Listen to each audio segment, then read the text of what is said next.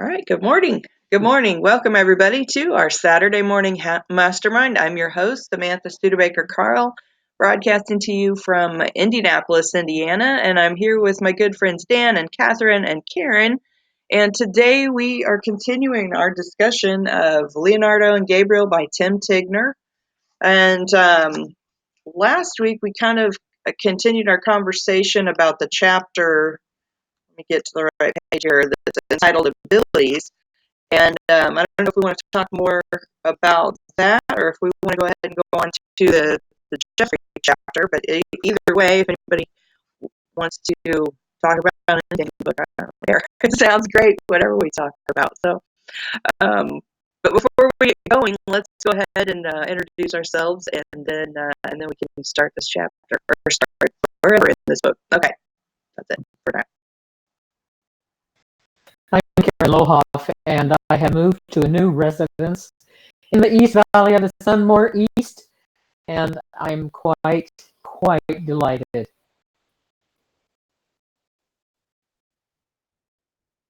Yay! I'm so happy for you. Merry Christmas. Well, actually, Happy Yule. It is Yule today, so for anybody that recognizes Yule, Happy Yule. This is Catherine Clement out in Boulder, Colorado. Dan Sisek, I'm in Las Vegas, Nevada, and looking forward to getting into the book.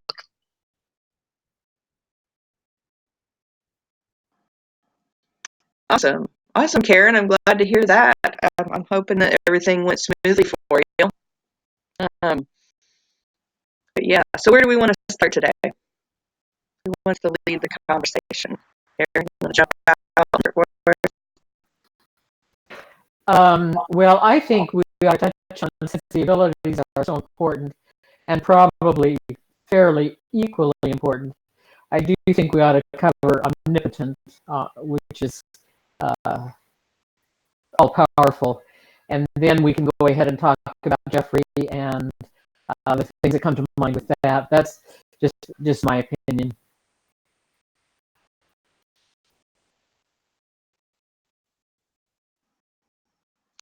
Sounds like a plan. So let's see where we kind of left off last week. I'm not entirely sure where we left what we were last talking about. But I know we were talking about the different abilities. So if we start with that one, then that one you said is all powerful, right? So if we summarize, because in that chapter they were discussing the abilities that that God is supposed to have, and because they're just trying to define God. And so if we decide, if we say that he has these different abilities, it was omnipotence, omnipresence, and what's the other one? Sorry, it slipped out of my mind. Omniscient. That's the other one. And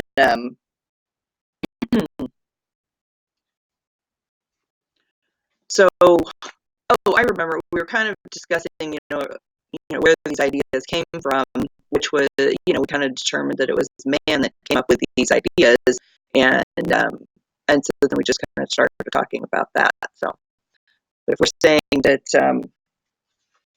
let's see, on the omni, which one are we talking about? Omnipotent? I say them all and then I forget which one we're talking about. Omnipotent, all powerful, meaning that he has the power to do anything, right? Go ahead, Dan. I see you unmuting. I'll jump off. Or I'll unmute for a minute. Or mute. I was trying to let you know that it's now I can't say it. Omnipotent or whatever. But I was trying to tell you that's what we decided. We're like a three-wing circus this morning. Well, actually, I think we started with omniscient, and we spent a good Saturday on that. And then last week when we talked about omnipresence, the main thing that I remember about identifying that with is the videos that are in vehicles that are cabs or medical transport or things like that. There's actually 3 video cameras in the most recent of the medical transports that I take. And when I started driving taxi about 10, 11 years ago, and they just started putting the cameras in, it was easy to forget about them. You know, it was easy to go about your daily drive, your daily life, your weekly and monthly drive, and never think about them.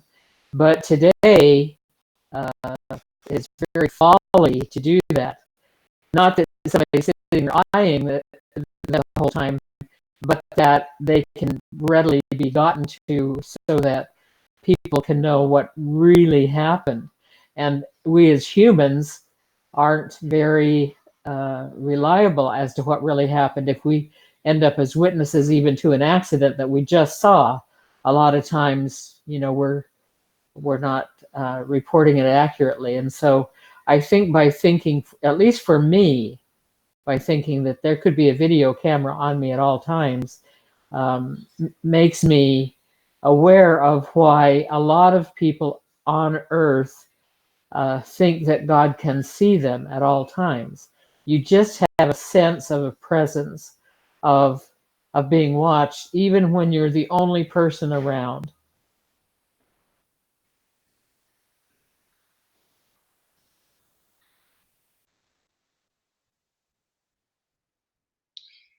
Yeah, I kind of agree with you on that because, like we touched on a little bit last week, there have been times when I think Samantha noted a few times where she's been in a room and just felt like there was somebody there, or maybe it was you. I can't remember. Maybe you or her.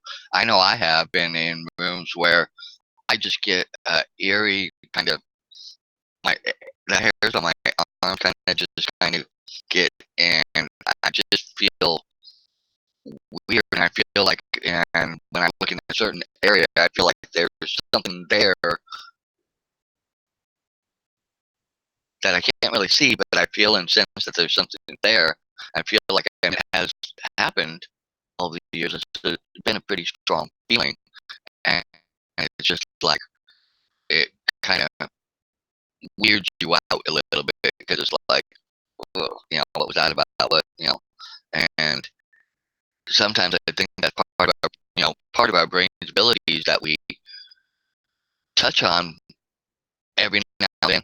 And some people are more sensitized to it and are able to do that a little bit more than most of us are. I think that's part of like what we talked about last week, where, you know, we only use about 10% of our brains, and who knows, God, you know, what we could do if we really used all 100% of our brains, and the things we could do and the things we could see and understand better about the world.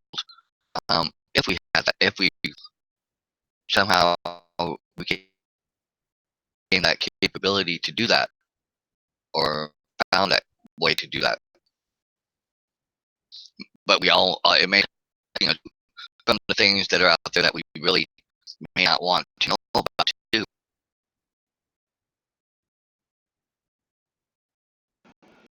Yeah, now I'm starting to remember how we kind of were guiding our conversation last week. Was that, you know, if we believe that the ideas of, or the definition of God comes from man, is then how do we get that idea? And that's how we started talking about why we might think he's omnipresent, omnipotent, or sorry, I get them all confused. Omnipotence and omnipresence and I call that one again. Okay, well, anyway, the one that's all powerful is the one that we were wanting to talk about today. Omniscient. Okay. So if we're talking about the omnipotent as an all powerful, then how do we come up with that idea? Last week we were talking about the one where we, omnipresence. He's everywhere. And why do we think that he is all powerful? Where do we get that idea? Um, I mean, we just kind of, in my thought process, I've just been taught that, in my, religious history, going to a Christian school, that's what they taught, that he is all powerful, he can do anything. And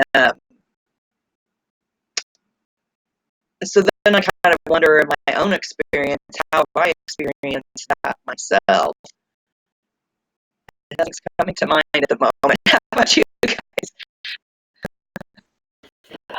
I think there's two ways to look at omnipotence. Well, there's probably more than that, but anyway, I've come up with a couple. One is that we all want to believe that we have someone on our side big enough to protect us and take care of us and prove to the other parties around us that we are right, that we have what is right, that we know what is right, that we do what is right, that we're just right. Because it's so important to us as human beings, most of us, that we be right, that we be proven right. And I don't know that Hitler would admit to anybody being more powerful than he. I've never been able to stand the thought of even trying to study the man, but there's got to be some powerful forces behind his believing what he did about himself. And certainly, if you look at, I think sports to me is such a funny, weird thing. Like you look at football games and you see people all dressed up and their stomachs are speaking because they've got a mouth there, or whatever it is, and they, they're dressed for their team and they're dressed for their mascot and they're dressed for their, whomever is powerful in their lives. On the other side of things, I think, the tendency to think about it as omnipotent. And please forgive me here if you're not prepared for this, but I think there's nothing more frightening for women than a potent penis. If you got, if you've never experienced, I'm glad you're laughing, Sam. If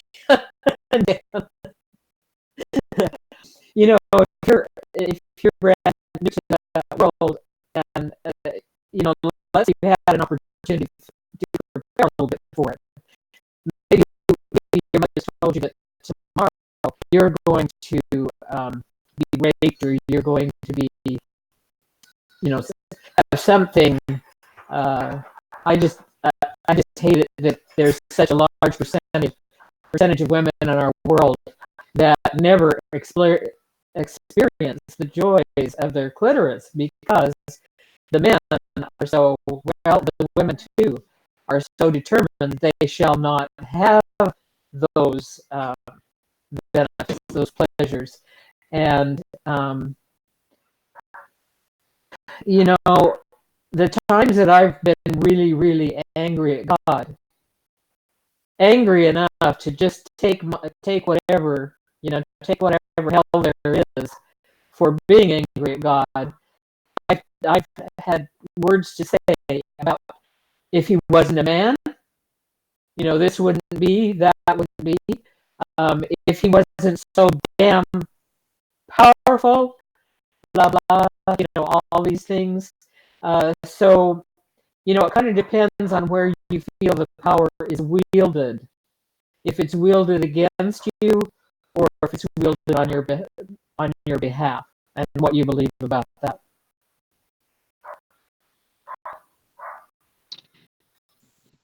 Yeah, Karen, I agree with you. Well, both Sam and Karen. I mean, we learned this. I think the churches came up with this as a power, to control people. God is all powerful, and so you better do what we tell you to do. And that's the only place it really comes from.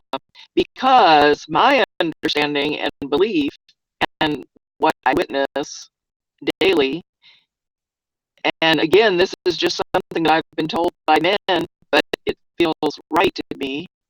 And when I say men, I mean humans, not necessarily men, but is that this is a free will planet.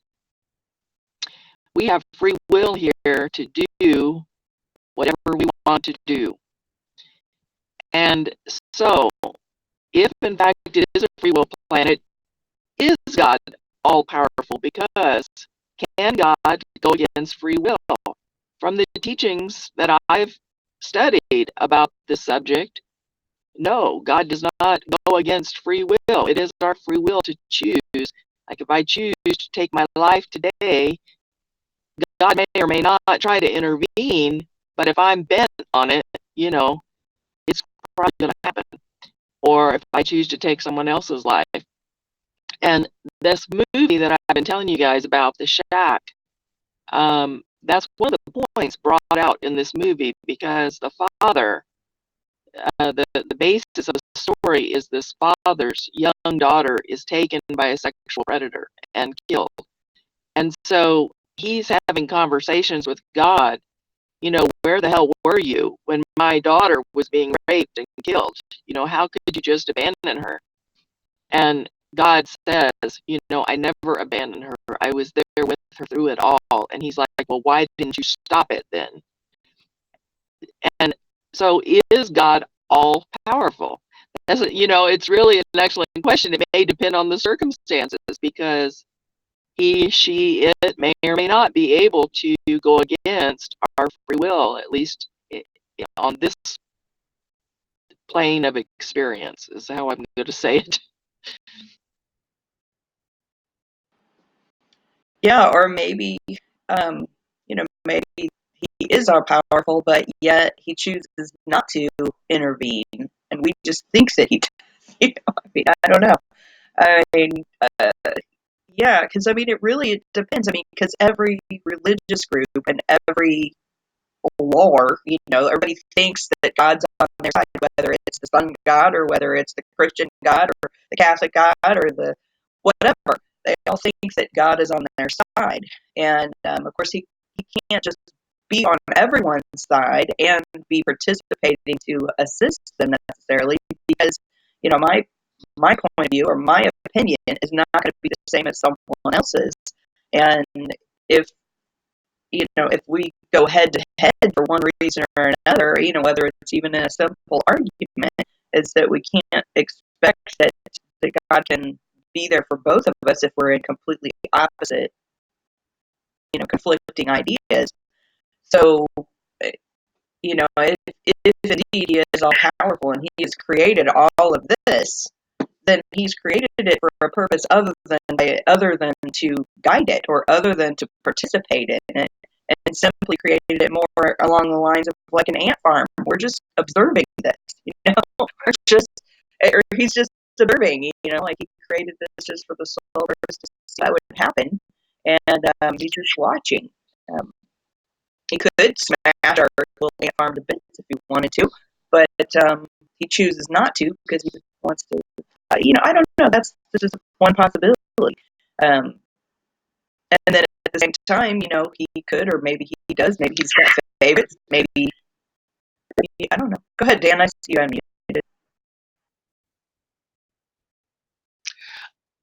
Oh, no. I wanted to hear the last part of what you were saying. I'm just trying to formulate some of my thoughts. But I think it's, for me personally, I think it's a mix of both points that all of you brought out. That I think he is an all-powerful, omniscient, and all that, but that because of how the universe is set, there's free will, and so he allows free will to play out what it's playing, and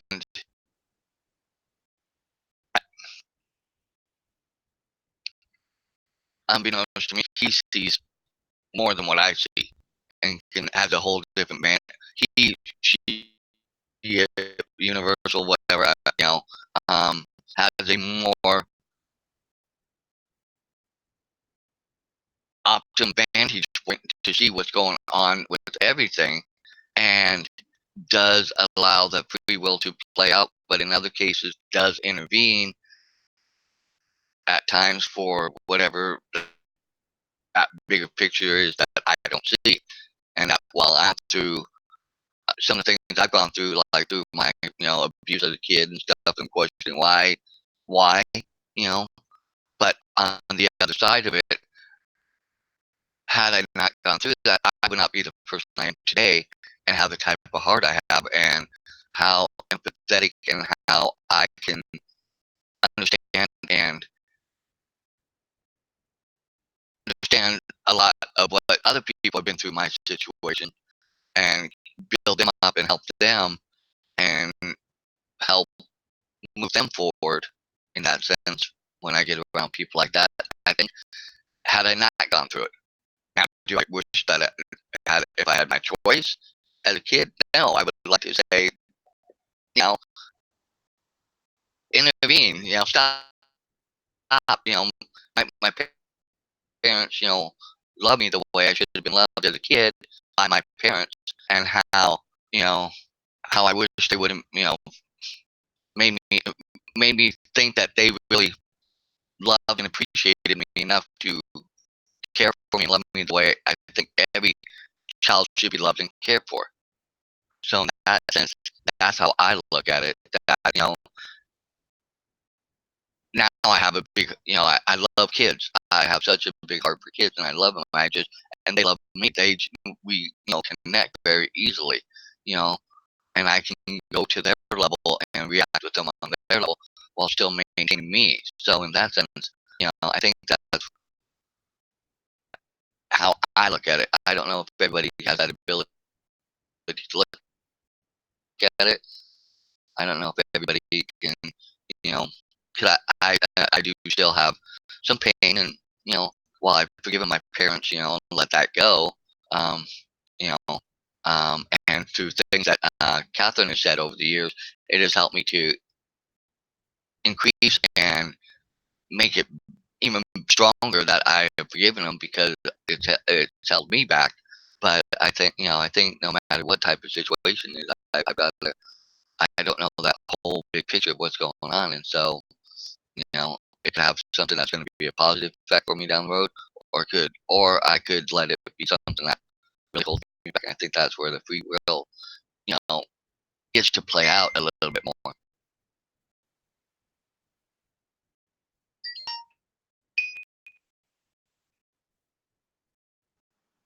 I kind of wonder also if we came up with this idea of him being all powerful, so that we could tell ourselves the story that there is a point to it all, and that these things have happened to us for a reason, and et cetera, et cetera.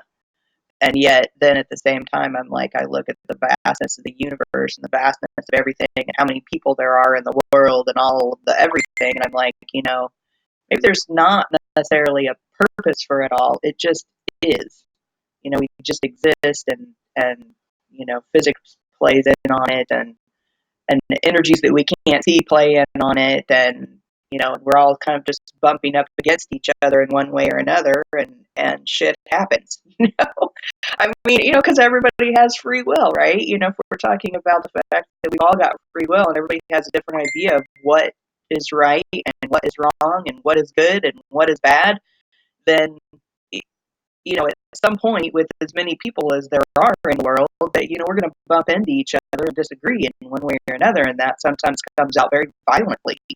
And when Karen was talking about men and their strength and capability and what they've done to women over our history, and of course, I know that there's parts in our history where it's gone the other way too. So I mean, it's a combination. But just the fact that there are more powerful beings than ourselves. Obviously, a stronger man is a more powerful being than I am, because I'm not as strong. But I could say the same thing for a strong woman as well, or an animal, or a tree that happens to fall on me. So I think that, I don't know. I feel like a lot of times, a lot of this stuff, religious wise, was told to us either A, to threaten us, to put us in our place according to the people who are in power, or B, to comfort us so that when we are going through some shit, that you know, we can sit there and think, okay, well, there's a reason for it. It's okay, but maybe it just is happening and it sucks. And if we hold on to it, kind of like what you were saying, Dan, we hold on to that angst and frustration and anger, it makes the rest of our life miserable. But if we can let go of it, then we can move past and go into another realm of it, not a realm necessarily, but just continue on another path. Because I mean, if we look at our lives, we have all these works and paths that we could take based on the decisions that we make, and our feelings about our past make a big difference on the choices that we make in our future, unless we let go of those things, and it's hard, especially when something really horrific has happened to us. That's all. I'm kind of amazed that I hadn't been thinking about this at all. One of the things that people believe in the religion that I was raised in, which was a new religion to my family, because my parents joined after they got married, actually after I was born, and that concept to me is a natural concept, whereas to a lot of people it's the most horrific idea, the most heretical idea that they can think of, and that is that we're here not to be ants, but to go on to become gods ourselves. In other words, the eternal progression of then going on to create 7 or 8 billion people ourselves, which just seems so amazing to me in terms of well, how are you going to do that? Then you really need a potent penis. But I think if you think about God being all powerful, what's the point of being all powerful? Why would you want to be all powerful? Still, wouldn't you get tired at some point? Tired of the same thing? Wouldn't you want? Wouldn't you want? I mean, when you start to really think about these things, as opposed to just going to church and mouthing the scriptures or mouthing the words or whatever, these are really pretty amazing abilities. I think that for the book, Leonardo and Gabriel, the idea of, is this reasonable? Is it reasonable to believe that God is omniscient? Is it reasonable that God is omnipotent? Is it reasonable that God is omnipresent? How many of us really thought that through? How many of us have ever discussed with another human being, how reasonable is it that is true? Or how many of us have even gone into the secret corners of our hearts and thought, what does that mean? I remember seeing just a portion of a movie that just threatened me so much. This woman had been thrown into a prison that was down, like a dungeon, but it was really something that you look down into. In other words, other people didn't look down upon her, and she was naked. That was one thing that was really threatening to me. I'm naked enough to have to show my neck, and I carried myself away with that one. I can't remember why I started to say that. Oh, I know this. She was thinking, is there anyone out there is there anyone who can protect me, comfort me, or take care of me? And I can't tell you how many times I've thought about that in my life and realized God is in us. My God, anyway, is in me. I'm not claiming to be God. I'm claiming if I have a God, I can reach that God inside. No matter where I am, no matter how naked I am, no matter how punished or beaten or humiliated or anything else that I am, any God I have is in me. By the way, Neville Goddard points that out in a scripture I'd never heard before. He repeated it. It's called, they were asking after Christ had been put in a tomb, and there were rumors that he was no longer in the tomb and that some people had seen him. And someone said to someone, unfortunately, I'm not that good with remembering things like that, but the question was, do ye not know that Christ is in you, or Jesus is in you? And when I repeated that to my brother, he was somewhat offended that I had managed to bend myself to accept that as a scripture. We had been raised to believe the Bible was true, but only insofar as it was translated correctly. And so with a little nitpicking, you could decide whether or not things were true or not, because how did you know if you didn't study Hebrew and you didn't, whatever. So I'll shut up. Thanks.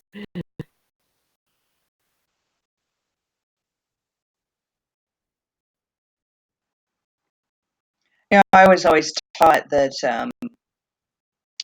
if you believe in Jesus and you ask him into your heart, then you're saved, right? And so then he comes inside of you. And but then at the same time, over the years, with different things that I've read and different like Neville Goddard and Wayne Dyer and when we read the Tao Te Ching and all of these different things that we discuss. And I think that in my opinion, I think we've gotten it all wrong. I think that we think that he becomes inside of us or moves inside of us. But what if the whole possibility, of him being everywhere, knowing everything, powerful of everything, is because he is all of us, or we are him. We are everything. He is everything, and that's how he knows and how he's powerful and how he is omnipresent. It's because he is everything. And so then when we look at, how come he didn't intervene? He was. We all were. We were all intervening. I mean, and if we look at it that way, then I think that if we even have the slightest idea or thought that maybe we are God, is then all of a sudden everything that has ever happened to us is then in some way we have to take responsibility for it. Oh, you got to leave, Catherine? No problem. Have a No, good thank you. Oh, Dan. Oh, sorry, I'm looking at the person. See you, Dan. Yeah, the battery on my laptop is getting low, and I've got the charger. I've got the charger, but it's not connecting, and so I got to play with it so I can get it charging at least again. So I should be here next week. If we're here next week, are we taking a break because of the holiday? Oh well, I'll figure it out. We'll figure it out. I think we should be fine since it's that far off from the actual day of the holiday, but you guys have to say. Cool. Okay. Have you- Later. Nope. Oh, there's. Oh, where was I? I was saying. Oh, is it that we would have to we would have to accept some level of responsibility for everything that would happen to us, and um, and maybe what is there's a quote from someone who it says something along the lines of that we're more powerful than what we believe, and you know, and I wonder sometimes. I don't know if that I necessarily wonder. This is what I feel. I feel that we are God, and that you know we have the power. We just are afraid of the fact that we have this, and that we are afraid that if we accept that we are God and it is ultimately our all of this is all of our doing is what the f have we done to ourselves, you know? And we put ourselves through so much shit, and for what, you know? And then at the same time, there are times when we have given ourselves just amazing gifts as well, and we just haven't even realized that we're just like fumbling around in this, you know, in this plane of existence, and we don't even realize that we have all the power, and because we've given it away, we've given it away to this God who's outside of ourselves, and you know, and we expect Him to take care of us and Him to do everything, and that we're just little pawns in His game, and that's why everything's gone to shit. Rather than if we take 100% responsibility for it, and that we are the ones that have created this, and how would things be different if we all realized that? If we did, you know, that's what I think. I don't think everybody should believe what I believe, but that's how I feel about it, and I think about that sometimes. I'm like, you know, how would everything be different if I had realized that at the beginning? And what would things look like? And you know, I don't know, just where I'm at.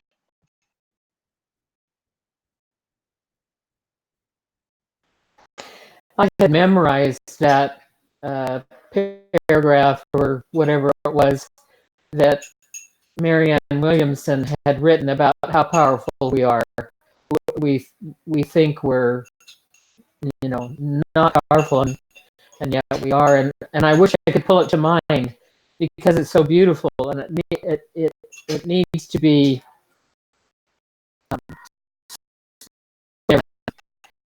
The whole generation that probably were never exposed to it.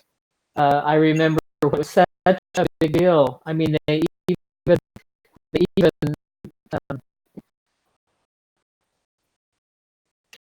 wasn't because I was neither. But anyway, yes, there's a lot to be when we think about our power. We can see how responsible. Maybe we are. Maybe we're it. And how readily, how easily we point the finger.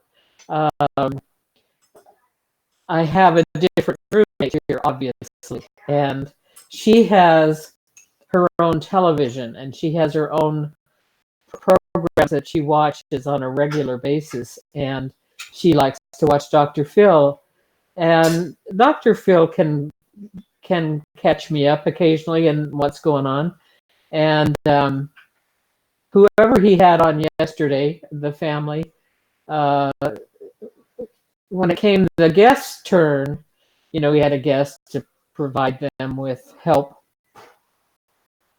She said that she knew that every single one of them was at fault in that family. Everybody had the opportunity to speak about any aspect of anything. They were pointing their finger at somebody else, and and I think for myself how easily I just sit quietly in a room of people and think, you know, if anybody were to ask me what I thought, I would blame so and so, or I would put the onus on that. is not something that most of us are taught from childhood, that we should first think about, what did I do to contribute to this? And speaking of which, I'm not sure what time it is because I don't have my clock found. There are many things that are not. But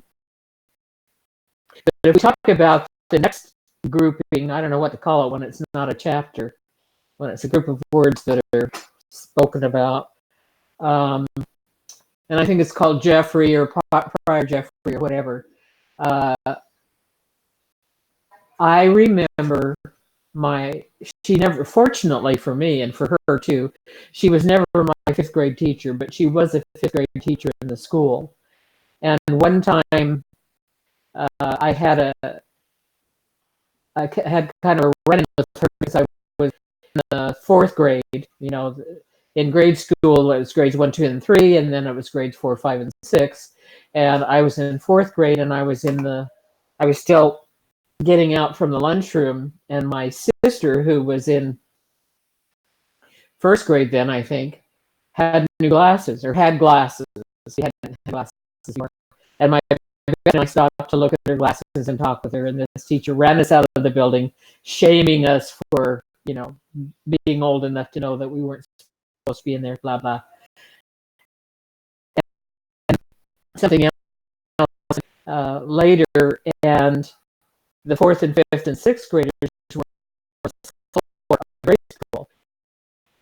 I mean, there's one and the other, and I'm seeing her, this fifth grader, down the hall, standing with what I was I saw her have. It made me cry, and my teacher, it made me cry. But seeing her, I made me cry. And my fourth grade teacher was such a sweetie, and she happened to have a son who was in our fourth grade class too. So she was really motherly that year with that fourth grader. And I looked at her. I just looked at her and I said, "Oh, she doesn't like me." And that's what I thought of when I read this part of Leonardo and Gabriel, and the part that the prior Jeffrey played. So that's what I had to share about that.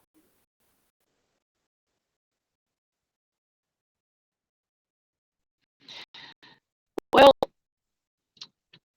I think we are aspects of God. But then we go back to, are we all powerful? Hell no, we're not. And are we responsible? We are definitely ultimately responsible, because at least I believe that we kind of choose what's going to happen before we come here. So since we've chosen the experience, we're definitely responsible. Are we all powerful so that we can change that? There's things about our lives that we can change. There's absolutely no doubt about that. We can change the way we think about things, and we can change our beliefs, and we can change how we interact with the world. But, I've helped, I don't know, hundreds, maybe even thousands of babies die over my nursing career. And when that child is laying there dying, or in that mother's arms dying, if anybody in that room was all powerful, that baby would still be alive, because I guarantee you there's enough emotion and enough angst and enough want and enough love and enough sadness in that room to resurrect that child. So I think maybe God experiences different things through us, but personally, I don't want to be God. I really don't, and I really just want a God out there that's kind of got my back, and I understand I'm going to have to go through some bad shit, because somehow it contributes to my understanding of things. I don't think that you can truly have compassion, real compassion, until you've experienced some very bad things. And whether that be pain or sexual assault or incest or, abuse, whatever it is, you don't know what that situation is like until you've experienced it. And so, if God is all loving and all compassion, then perhaps it's because he, she, it is experiencing all of those things through us, and we're just kind of like the little chess pieces or something. I don't know. I don't mean to diminish us in any way. I think we're unbelievably miraculous creations. Just our physical body still completely blows my mind. What all the different processes going on in our body, every second of every minute of every day that we spend on this earth. That's a miracle in and of itself, and always just been mind blown that there are people out there, and this is a free will planet, but there are people out there that truly believe that a couple of rocks ran into each other in space and bam, here we are. Like, have you ever really thought about what goes on in your body every second? How can that miracle come about with a couple of rocks slamming into each other? There's so much that we take for granted. Just breathing, just our heart beating, just the pH balance in our body constantly correcting itself regardless of what crap we put in our body and stuff, like, it's really fascinating. I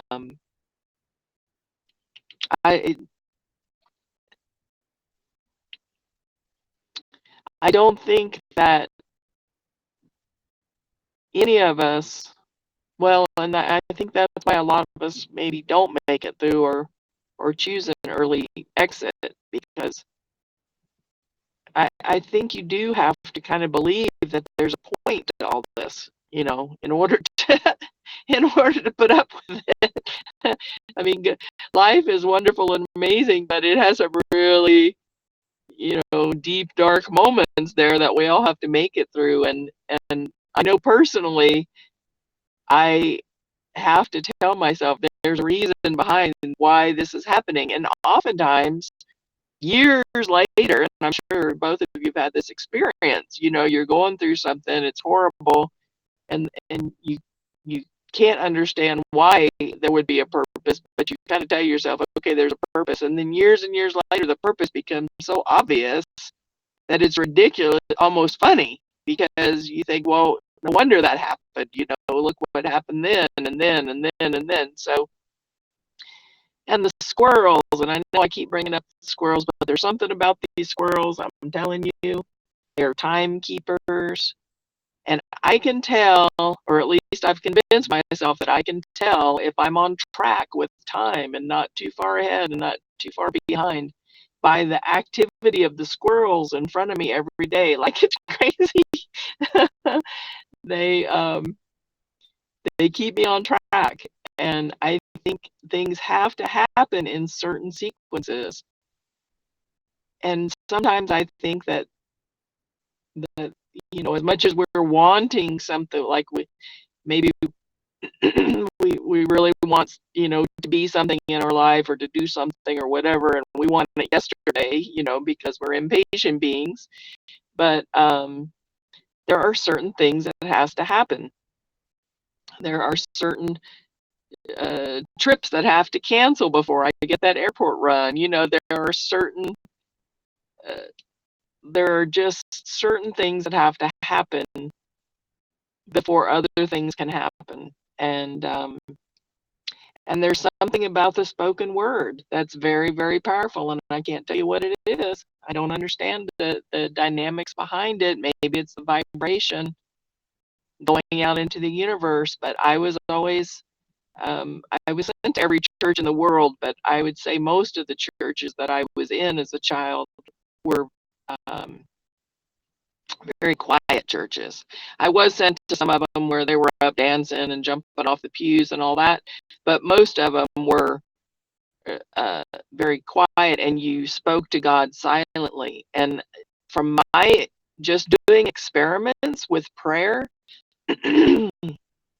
there's something about saying it out loud that makes it more potent. And I don't know how or why. It's just like I can't explain. I have this thing in the middle of my car that like holds stuff, in the middle, and I put my tip money in there when people give me tip money. And it sounds strange, but whether it's in my wallet or whether it's in there, I make sure that I keep different denominations of cash, because those bills will reappear. If I keep a $5 bill in there, people will tip me $5. If I keep a $10 bill in there, people will tip me $10. If I keep a $1 bill in there, people will tip me $1. Like, it's very strange, and I can't explain any of it. But there are dynamics in this world that we just don't understand. But there's some kind of law. I don't know. I don't know how many times we have to come here before we figure it out. I don't know. I don't know if we just perpetually keep coming. Like, sometimes I have actually, and if you're just now watching this recording and you don't know my history or anything, you might not understand it, but I went through real hell for 5 years before I got this last surgery that I had. And I don't believe, like, and I joke about it with my friend. I say, you couldn't die if you wanted to. So even if you take your life, you're still just going to wake up somewhere else. I think that's what I believe. I think we just get out of this physical body and we go to another plane of existence. And whether that is, another Earth being or on another planet or, in a completely different, I don't know, like, where we go or what we do, but I have been out of this body enough to know that I am not this body. I am not this body. And so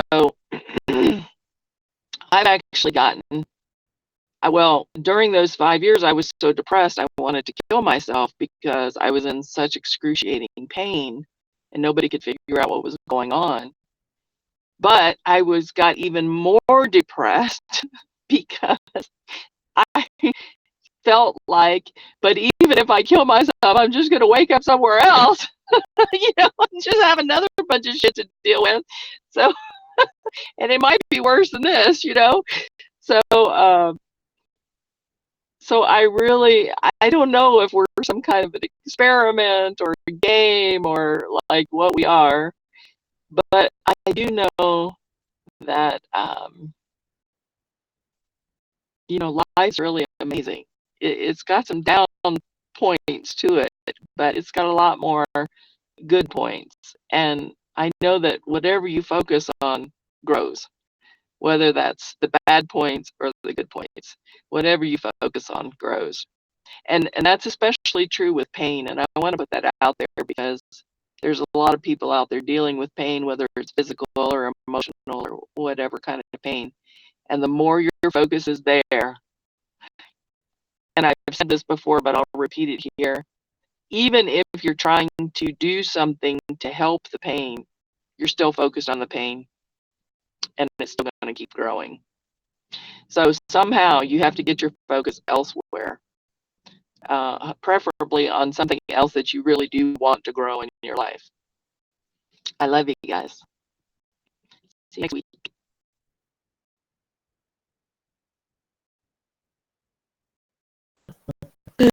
I have to say, you guys are so easy to love. I mean, how wonderful to find each other from the various sources and places that we have done that. You guys enjoy your holidays, and I'm definitely going to be back here next week. Love you lots.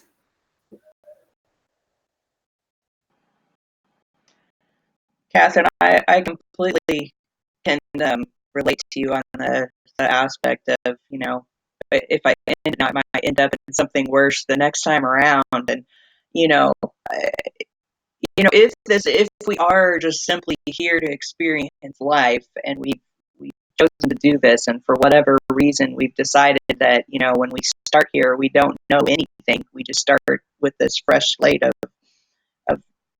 not having any idea what's going on, and we just throw ourselves in here, and here you go, it's fun. You know, I don't know. But if we go with that, then and we say that, then that, yeah, I completely am like, yeah, I've had thoughts of suicide throughout my life. I've struggled with depression, and there have been some times where I'm just like, God, what is the freaking point of all of this? And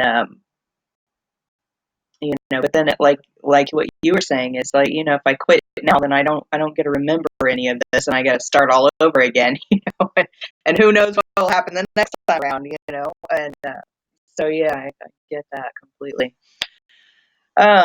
Guys, it's been a great chat. We always touch on the most amazing things, and I have so much fun when I'm on here with you and hearing your point of view, and getting to share some of the things that are in my mind that, yeah, I can't talk about these things with other people, or not. I mean, you know, I can talk about it with my husband. He's like, whatever. He just brushes it off, like, you know. I don't know if he listens or not, but he hears it, and you know, sometimes have deep conversations. But you guys, I can talk about stuff, and you'll interact with me and share your thoughts too, and I love that. But yeah, I'll be here next week, you know, or next Saturday. So, you know, Christmas and New Year's are far enough away from the Saturdays that I don't feel like it's really a problem. So, all right, well, we'll wrap it up for today.